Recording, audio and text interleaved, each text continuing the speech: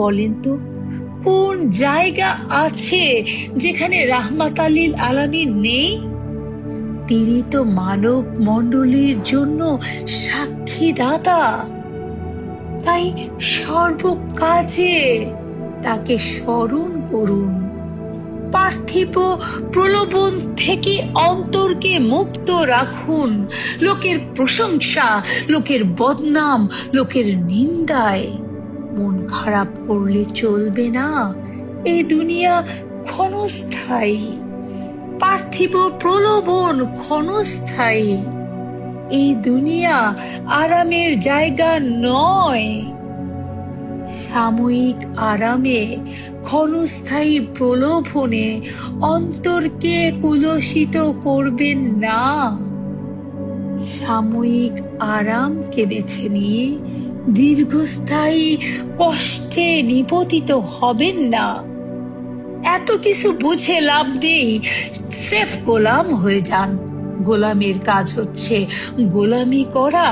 গোলামের দরকার নেই বেশি বোঝার, কারণ আমার যেই পরম সত্তা, তিনি জানেন কোনটা ভালো কোনটা মন্দ। তিনি আমার জন্য যা নির্ধারণ করেছেন, এই গোলাম তো শুধু তাই আমল করবে। এর থেকে এক চিলতে বেশি বুঝতে গেলে ক্ষতিটা কিন্তু নিজেরই। ক্ষতিটা আর কারো নয়। একবার অন্তরের চোখ জাগ্রত করে দেখেন, তবেই তো ওই ঐশী সত্তার বাণী শুনতে পারবেন। তবেই তো তার কথা আপনার কর্ণপাতে এসে লাগবে। আপনি বুঝবেন পার্থিব এই আরাম, ক্ষণস্থায়ী এই প্রলোভন, এই মায়া, এগুলো মরীচিকা ছাড়া আর কিছুই নয়। প্রতিটি কর্মে, প্রতিটি কাজে সর্বদা আমাদের স্মরণ রাখা উচিত, আমরা যেন এই দুনিয়ার ক্ষণস্থায়ী প্রলোভনের অন্তরালে সেই মহান সত্তা, আমার মহান মালিক, আমার রব, যিনি কুন ফায়াকুন হতে আমাকে, আপনাদেরকে, এই বিশ্ব ব্রহ্মাণ্ডকে সৃষ্টি করেছেন, যেন এই মিথ্যে মোহ মায়ায় সেই মহান সত্তাকে, সেই পরমতম প্রেমাস্পদ মহান রাব্বুল আলামিনকে আমরা হারিয়ে না ফেলি। এই শাশ্বত সত্যকে প্রতিধ্বনিত করে হযরত জালালউদ্দিন রুমি রহমতুল্লাহ আলাইহি বলেছেন, পরীক্ষা আর দুঃখ কষ্টের আগুনে পুড়েই কাঁচা সোনা খাঁটি হয়ে ওঠে।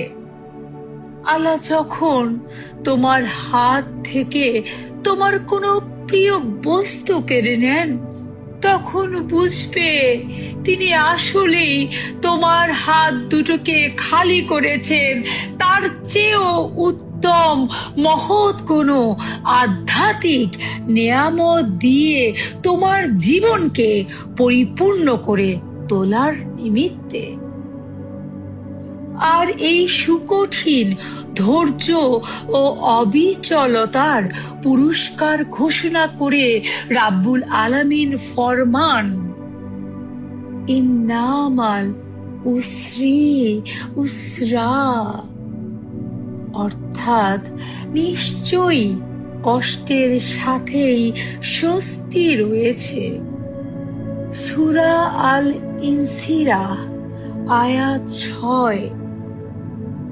আমার দয়াল দরদি মুর্শিদ কেবলাজানের অসীম দয়ায় তাসাউফের 37টি ক্লাস আমি অতিক্রম করতে সক্ষম হয়েছি। তারই অফুরন্ত দয়ায় আমি কামেল মোকাম্মেল ওলি আল্লাহ হওয়ার যোগ্যতা অর্জন করতে পেরেছি। সেই মহান মুর্শিদের কদমে রাহমাত আল্লিল আলামিনের কদমে, দয়াময় রাব্বুল আলামিনের কদমে শুকরিয়া জ্ঞাপন করছি। তিনি যে তার অফুরন্ত দয়া এই গোলামের প্রতি সদা সুপ্রসন্ন রেখেছেন।